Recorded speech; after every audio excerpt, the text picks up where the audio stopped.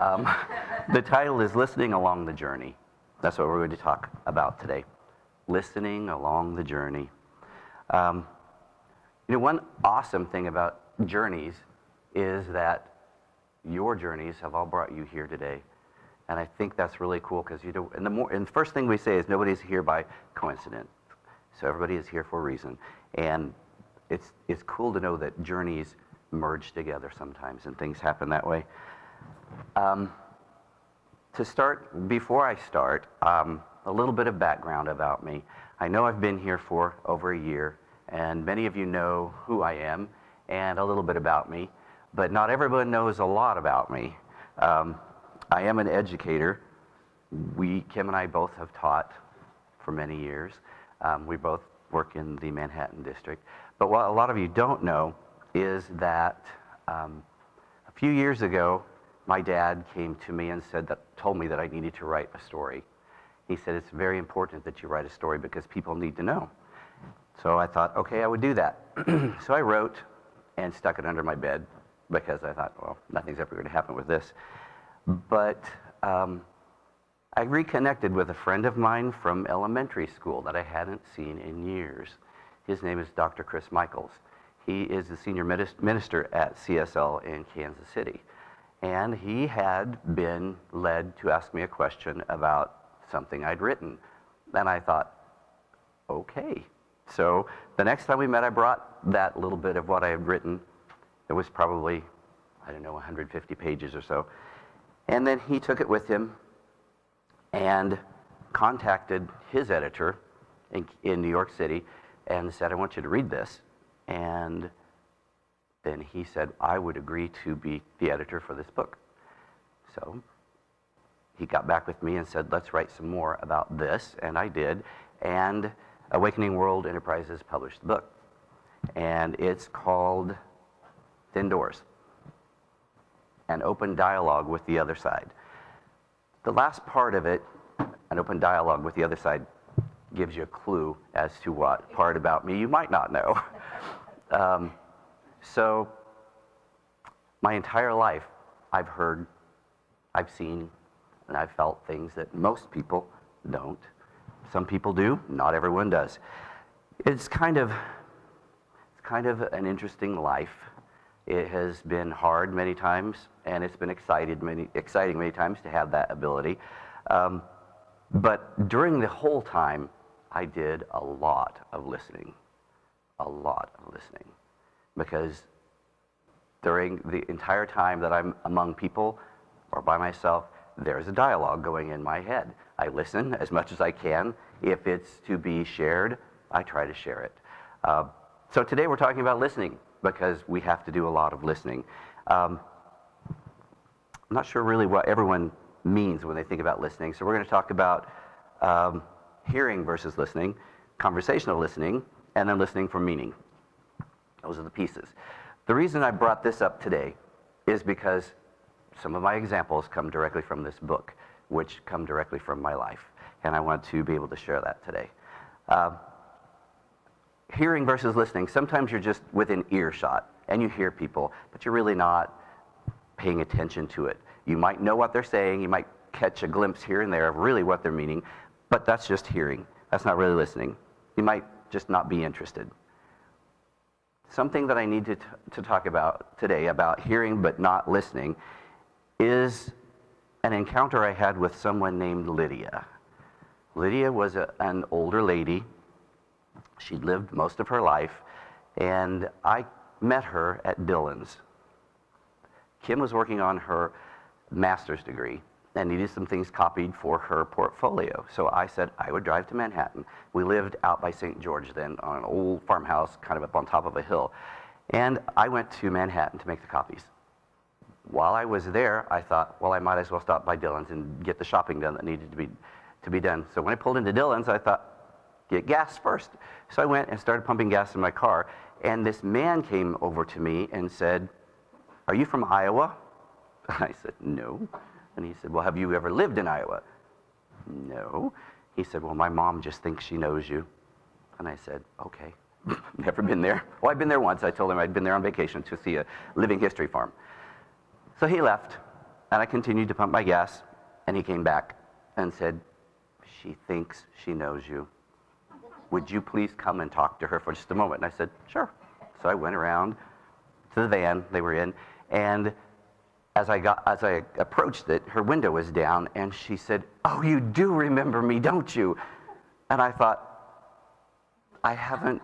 And then she said, her window was down a little up about this far, so I put my hands up here to look at her to see, maybe I do know her and I don't know it. And she reached over and she touched my hand. And at that instant, I knew she had a heart condition. And I said, "Have you told him," which was her son, "about your heart?" And she said, "We've been going around about that for months." And I said, "Does he know?" She said, "Doesn't matter anymore. I'm going home." And he said, "Yes, she's been talking about going home since we got here to visit. And so today she's adamant, 'I'm going home today. I'm going home today.'" And so he said, "Okay." So thus it's like 11:30 at night. And he said, "We are leaving because she says she's going home." And I said, "She is going home tonight." He heard, he didn't understand. He was not really listening, he was annoyed. So she said, she patted me on the hand and she said, "I'll see you again." And I thought, yeah, I'm sure you probably will. And they drove off. So I went ahead and went in and did all my shopping, and up an hour or so passed, and then I drove home. Driving up the hill, it's after midnight, and I see Chelsea spinning in front of the window with the light on in this really long, lacy-looking dress, and I'm thinking, it's after midnight. Why is she not asleep? And so when I got in the house, I put my things down, and I walked into where Kim was. She had been typing, and I said, "Why is Chelsea still awake?" And Kim said, "I haven't seen her in hours." And I said, "She was just there, spinning in front of the window in dress-up clothes." And she said, "No, she's not." And Alyssa was asleep on the couch because she'd wanted to be around Kim. Kim was working on her master's things. And she said, "And I am so annoyed because everything I type scrambles. Look at this screen." So she said, I said, "Well, maybe you need to shut it down and start over." And she said, "I did, and it still scrambles." And I said, "Well," Chelsea came bounding down the stairs, and she said, "I heard my name. What are you talking about?" And she was in sweats, and her hair was all pulled up, and I thought, that was not Chelsea by the window in the dress. So I said, "Well, since you're here, Chelsea, come help me put away the groceries." So she started to put away the things in the refrigerator, and I was putting away things in the pantry, and I realized there are things I forgot to get. So I said, "Chelsea, get a piece of paper out and start a new list." So she pulled the drawer out where we keep the paper, and I was in here, and she said, "What does this paper say Iowa for?" And I said, "Chelsea, that's not funny." And she said, "No, really, look, it's really cool script." And it was a really scrolly, cool-looking word Iowa. That's all that was on that piece of paper. And I said, "That's not funny." And she said, "Look." And then by the tone I was using, I was rather startled. Kim came in and said, "What's going on?" So I shared Lydia's story with them. And then I realized Lydia had paid us a visit. She was spinning by the window. She had scrambled the things on the electronic things. She had left a note. So someone would know she's at home. It was very, very, very unsettling for a little while. I was the principal in Otto, Kansas for a year. And during that year, I worked with a custodian who needed some direction. And he had come to me one night and said, "I think this place is haunted." And I said, "Why do you say that?" And he said, "I was facing the doors, cleaning, and I saw the reflection of a woman with a really flowy dress come out from the wall and look at me and then walk right on." And I said, "Well, that's very interesting." And he said, I don't want to be here by myself at night." And I said, "Okay, I'll stay as long as you're cleaning." And the next morning, when I went in, there was a single pencil laying on the table in my office. So I went and picked it up. It was purple and white. I thought they were all KU fans, and I'm a K-State grad, and they were always doing things to me. So I thought, oh, it's a purple and white pencil. Somebody finally was coming around. When I picked it up, it had the word Iowa on the pencil. Purple pencil with white lettering. And I went and I said, "Did you put this in my office?" And he said, "No, I've never seen it before," because he was the last person to leave besides me. And it was there the next morning. And I thought, okay, Lydia's telling me that she's been in my building, and he has seen her. That's very interesting, very interesting. Let's talk about conversational listening. That was listening without hearing. Her son wasn't hearing, or he was hearing without listening. This one is the casual listening. You listen enough that you can respond and sound like you're paying attention, but it's usually something you're doing. You're listening while multitasking. You might be listening to the TV and you're baking, or you might I see that a lot. Or you might be doing other things and stuff is just happening around you and you hear enough to say, yes, I heard you, yes, okay, go ahead. But you're not really paying attention. I have this friend, her name is Stacia. She was a teacher aide when I was teaching at Westmoreland. And we thought she was wonderful with the kids. She was absolutely wonderful. We kept telling her, you really need to become a teacher. That's your calling. Look at what you're doing. Well, she had done radio and TV things before. She'd done public service things before. And so that's what she was thinking she was going to do again someday. But while her kids were in school, she was doing that. Well, her mother came to visit me and said, you need to talk to Stacia and tell her, no, do not do what she's planning to do because it will not be good for her health. And I thought, okay. But she came to me in this beautiful, beautiful dress with a brooch here. It was pleated royal blue, deep. It was just beautiful. But I only saw her from here up, which was different. And I said, I will tell her. And then she said, but she won't believe you. So you need to tell her this, and you need to tell her this. And I said, okay. So the next day, I said, need to talk to you about something. How do you start a conversation like that? So she sat down, and I talked with her, and she got really pale, and I said, what's wrong? And she said, that was my mother. And I said, oh, I didn't know about her family. I said, is your mother not living? And she said, no, she's not. And I said, well, it's probably your mother. And so the next day she came in, and she brought a photograph of her mother in the casket that she was buried in. And in that picture, I could only see from here up of her. She was wearing that beautiful blue dress with the pleats and the brooch. And she said, do you see why I knew instantly that's who that was? And I said, I do see that. And then she said, but I really don't believe this. And I said, oh, good. She said you would say that. And then I gave her the next line, and she said, nobody knows about that. And I said, well, your mom does. And she said, yeah. Stacia is now a teacher, and she's doing wonderful things. So she listened. But she wasn't listening. As she was busy doing all the things, she wasn't listening to us. So her mother had to come and intercede and say, tell her this. She had an interview on Friday. Her mother came to me Wednesday. I talked to her on Thursday. She canceled the interview on Friday. That's how quickly that happened. So listening is important. So when people are saying things, you should be doing this or you should be doing that, and you're so busy, listen. It's important to listen. Listening for meaning is the final thing I would like to talk about. That's where you have to remove distractions.